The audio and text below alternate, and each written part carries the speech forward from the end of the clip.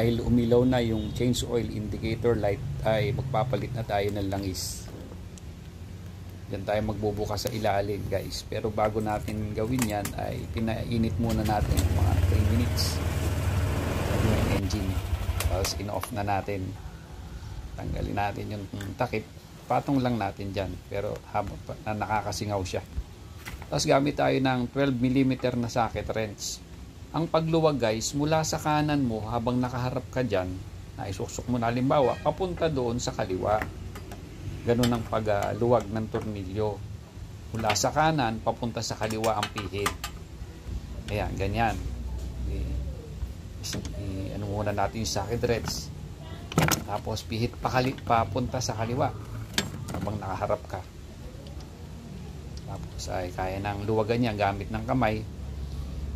Yun, yung flat washer, ayun, nalaglag. Babalik natin yan mamaya. Hintayin lang natin ma-fully drain. Ayan, ayos na. Ito rin gagamitin natin ng scooter oil na 1 liter ang laman yan. Pero magtitira tayo hanggang doon sa pinaka lower level, 200 ml yun. Pag andun na yung langis, ititira natin yung langis na yun. So 800 ml lang. So balik na natin ang isasali natin sa makina. Balik na natin yung bolt saka yung flat washer.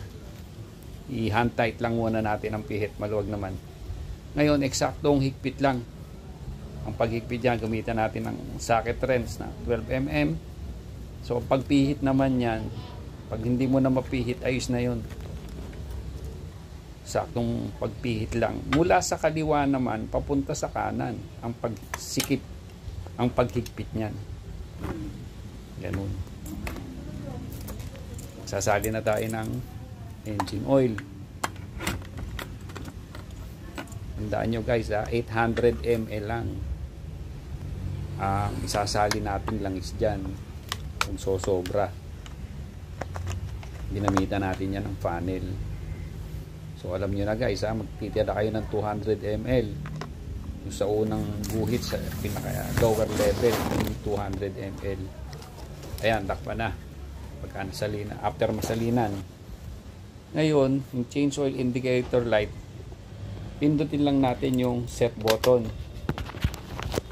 Tapos on yung ignition switch. Mabibitawan. Ngayon, makita nyo, nawala na yung change oil indicator light. Ngayon, seset natin. Sabay natin pindutin yung left and right button.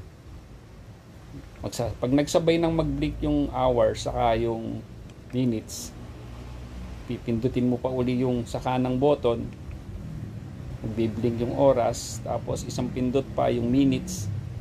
Tapos isang pindot pa yung change oil indicator light. Isang pindot pa, dapat magsabay yung change oil indicator light saka kung ilang ng setting ng odo. Tapos pindutin mo sa select button, mag-a-adjust ngayon kung ilang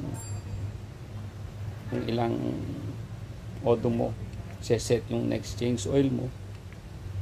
Ang sagad niyan hanggang 6,000.